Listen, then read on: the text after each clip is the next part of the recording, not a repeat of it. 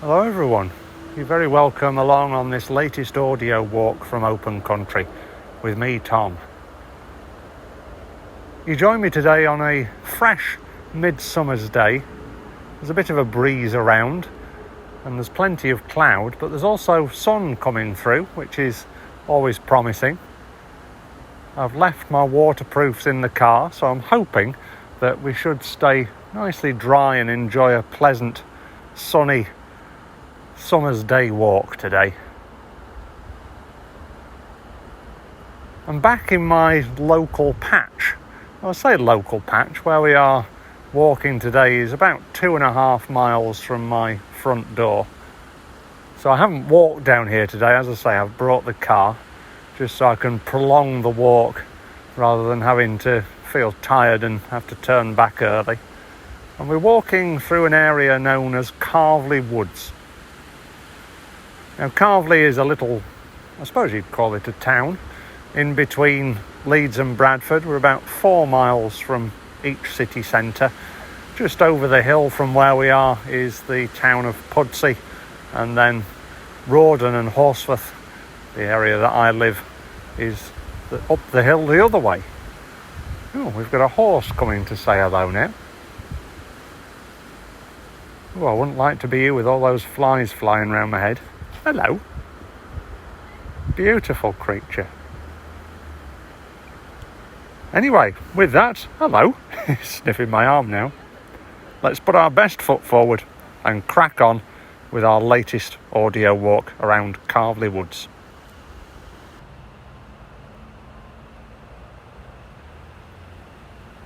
I've left that friendly horse behind now and well on with the first part of this walk. I suppose it comes with a bit of a health warning, this walk, really, with encountering horses and lots of nettles on the path that we've just been walking along. I've got my shorts on and I'm sure I'll go back home with plenty of red blotches on my legs from where they've caught me. And where I parked the car as well, there was some beech trees towering above me, and every so often you'd have to shield yourself from one of the beech nut husks falling out of the tree, and they are quite spiky, so at least I've managed to avoid that. And we're starting this walk by heading out along the first stretch along the Leeds-Liverpool Canal, which I know we've walked along previously on these audio walks. We'll be leaving it shortly and heading up into Calverley Woods, but it's a nice little open starter to the walk. Crossing the canal just to our left are some huge electricity cables held up by these humongous pylons stretching up towards the grey sky, although the sun is still out at the moment, so it's projecting some lovely light onto them. There's plenty of dog walkers along the canal. You may have heard a dog barking in the background there. It's just one of those lovely days to be out. It's not too hot, not too cool, just nice and fresh with a little breeze. So I'm sure it will be pleasant as we wander all the way round. As well as lots of woodland activity. Hopefully we'll come across a few other surprises along the way. Of course, we've already seen the horse, which was a nice little surprise. So let's carry on along the canal for a little while, and then we'll head up, as I say, into the woods themselves and see what we can find. So another train goes through on the Leeds to Ilkley and Skipton line. We've made our way away from the canal side now, and we've made our way uphill to what is quite a wonderful vantage point, actually. It's very rare that I come to this side of the canal. I usually stay on the other side, which is a shorter walk from home, obviously. But it's really nice to see this part of the world from this vantage point, which for me is quite a rare occurrence. You can't really avoid hills in this area, and although we've only come up a short distance, the people who are still walking along that canal towpath are starting to look more and more like ants as we climb up. As I look along the valley in almost 180 degrees I've got of a view here, the rest of it is just trees behind us, But from one end, where the pylons are stretching out again into that distance, I can see the very top of the spire of St Margaret's Church in Horsforth, and then the densely packed wooded area of the area known as Woodlands at the southern end of Rawdon stretching out in front of me. I can see the grand facade of a hall known as Buxton Hall, which was once home to the gentry of Rawdon. And then I can see the railway bridge, which we've just heard that train go over. Woodhouse Grove School just at the opposite side of the river, and then stretching out in the opposite direction of the electricity cables, I can see the hills above Esholt, and then eventually to the very top of Baildon Moor. So it's a really, really interesting vantage point, one that, as I say, I haven't seen very much of from this perspective before. And it's nice just to pause here before we venture into the cover of the trees and away from this brisk breeze.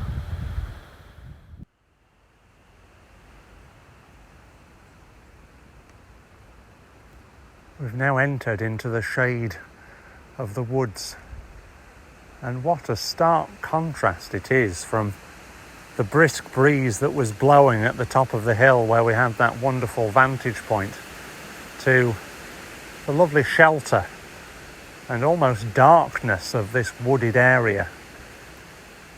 As the sun's now gone in behind the cloud, as we've come under the trees, it's almost become like going from day to night, as we're shaded by this beautiful green canopy, which is just gently swaying in the breeze.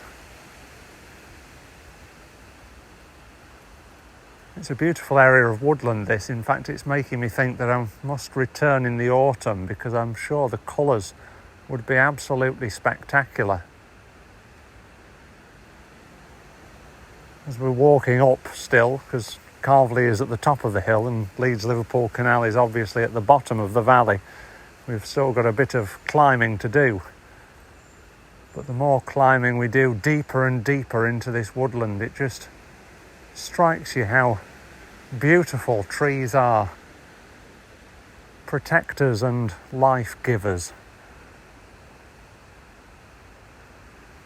In front of us now, as well, as we're walking up this path to join what is known as Thornhill Drive, there's a huge wall which is covered in mosses. Just makes you think what used to be here. I know this area does have a rich history of both quarrying and also large houses where the mill owners of the local area used to live. Of course, as I've said, we're on the outskirts of Bradford and along the Aire Valley, where it was a hotbed for mills at one time during the Industrial Revolution and beyond. So I'm sure this long driveway with the impressive wall is the remnants of a drive up to one of these mansion houses, which has since been used as a access track for a quarry, as we are also stood underneath an escarpment of discarded rubble with trees almost growing out of it at right angles. It's amazing what nature will cling on to. As much as man is intent on destroying the environment around, nature will always make its way back in somehow, which is always a happy thought from my perspective.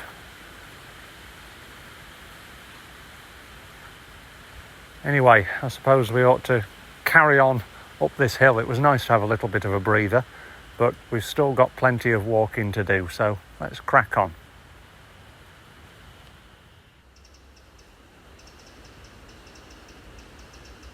Sounds like there's a bit of a chatty wren coming to say hello in the background there.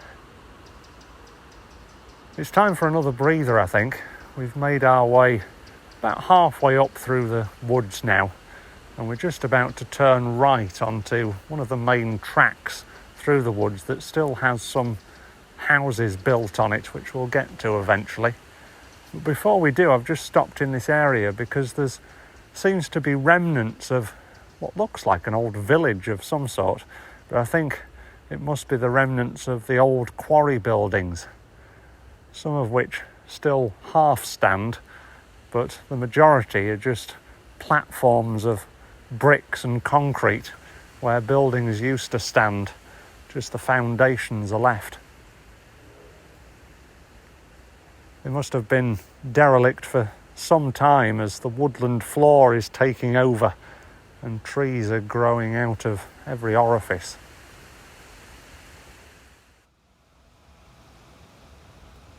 If there was any doubt that we were near an old quarry site, we just come across some very conclusive evidence. We just come up to a fence with a bright yellow sign saying "Warning Quarry Edge." And as I've just looked over the other side, you're almost looking into the jaws of the earth. You can see some stone escarpments on the other side that have obviously been hewn from what was once here, and then a huge crater disappearing beneath my feet. I'm going to try and keep at this side of the fence and not get much closer, because it does look like an absolute sheer drop down for about, I'd probably say about 60 to 70 metres, and I wouldn't really like to fall down that high.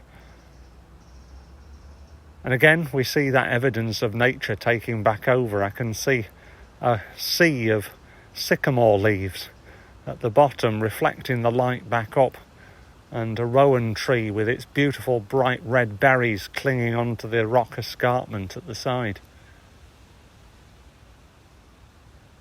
It's amazing to think that this place used to have been buzzing with the sound of industry, and now we've got the silence, just accompanied by birds twittering in the trees above us and the odd rustle of the leaves as the breeze passes through.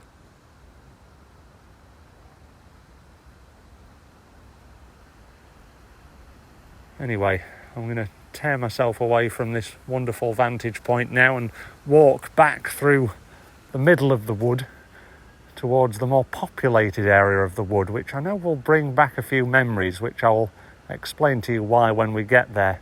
I'll try not to get sidetracked by more abandoned buildings on the way. I've got a bit of a thing about exploring abandoned buildings. So bear with me and I'll be back with you shortly.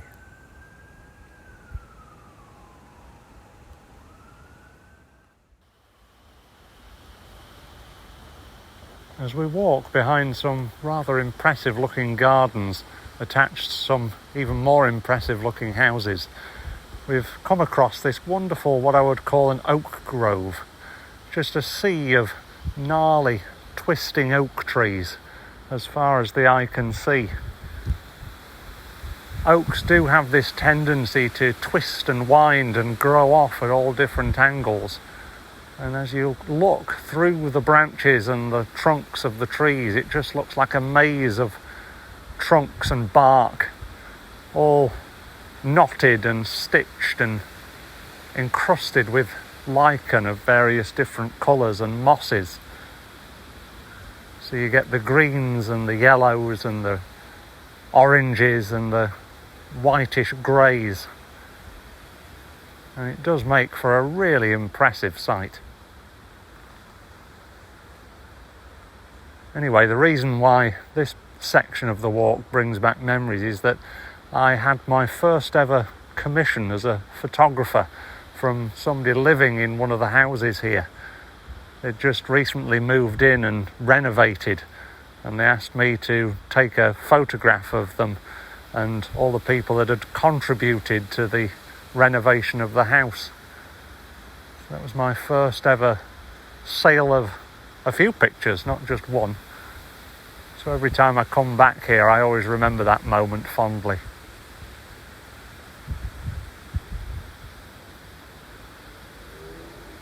So as I keep that happy memory in mind, now twinned with the beautiful vista of the twisting oak trees, we'll make our way deeper into the wood and see what else we can find.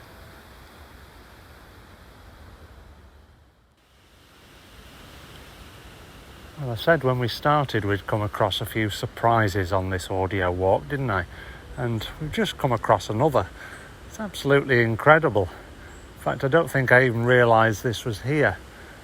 We've reached an old railway line path, which is now a bridleway stretching directly diagonally through the woods here at Calverley. And it's just been hewn out of the rock, a little bit like the quarries that we've been witnessing earlier on. And at the side of me are just two sheer cliff faces of Yorkshire stone. And then at the end is a little bridge where the road that we were walking along a little earlier crosses over this path and carries on its way. It's absolutely incredible that such a dramatic excavation would have been made just to get a train from A to B. And now its only purpose is to allow walkers and horse riders and cyclists to get from the valley down at Apley Bridge to the town of Calverley.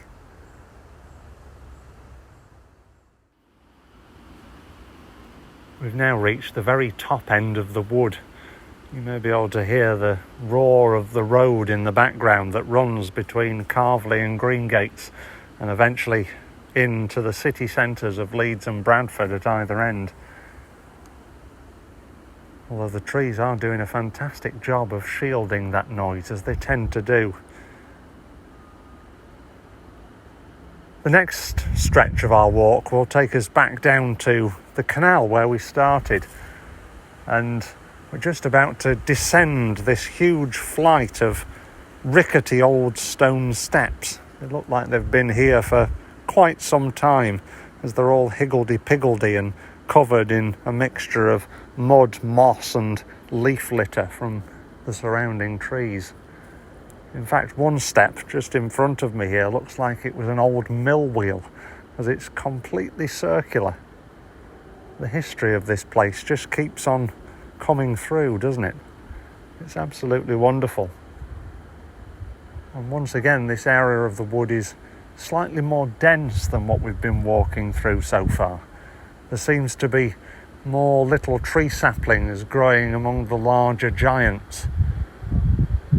And it's making for quite an interesting walk as we meander our way through this undergrowth and almost jungle-like setting.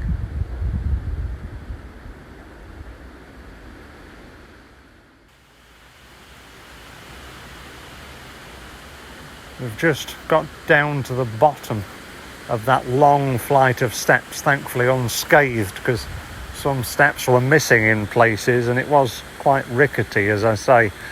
But down here at the bottom of the stairs there's another little surprise. There's, in and amongst cover of ivy and brambles, which are just starting to sprout out with their blackberries, which will be ripe for picking in a few weeks, I suppose, and ready to go into one of my crumbles. But anyway, I digress. There is this amazing little arch of stone. Somebody's put a big stone lintel across the top on cemented blocks of this Yorkshire stone that's obviously very local indeed. And apparently, according to my map, there's a few natural springs around here. And this is the entrance to one of those springs, because out of it is flowing this water out of nowhere, which we're going to follow down the next path as we meander our way back down through the woods and back towards Apley Bridge, where we started the walk from.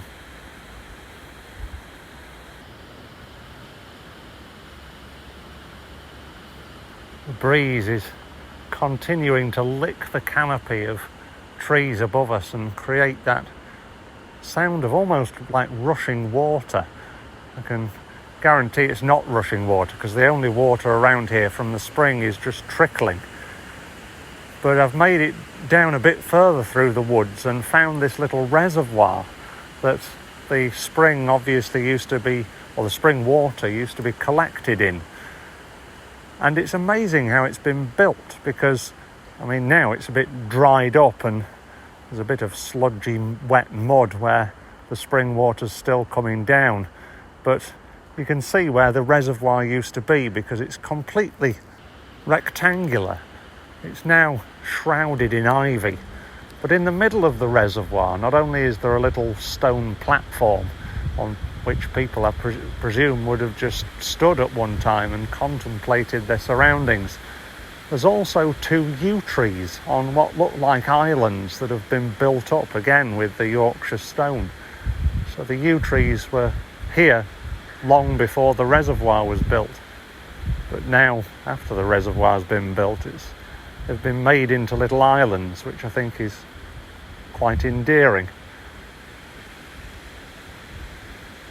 I was going to end the audio walk here, but this walk keeps giving us so many surprises. I better keep it open until I get back to my car, because you never know what else we might find on the way back down.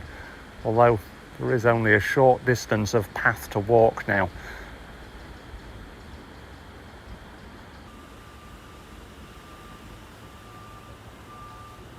The sun's come out again now. It's casting that lovely dappled light through the trees as we walk back down the main track towards Hapley Bridge and the Leeds-Liverpool Canal. What started out as a pleasant wander along the canal and up through some woodland has turned into a bit of a history lesson, really, hasn't it? I was quite surprised at how much history these woods hide, and hopefully it's made for quite an interesting audio walk. I know I've found it interesting as I've been wandering round. So I hope you've found it interesting as well. If you have, then please check out more of our audio walks at opencountry.org.uk, where you can also find out about all of the activities that we provide and also how to donate to the charity as well. But I think it's time for me to head back home now, so thank you ever so much for lending me your ears for this audio walk today. And until next time, goodbye for now.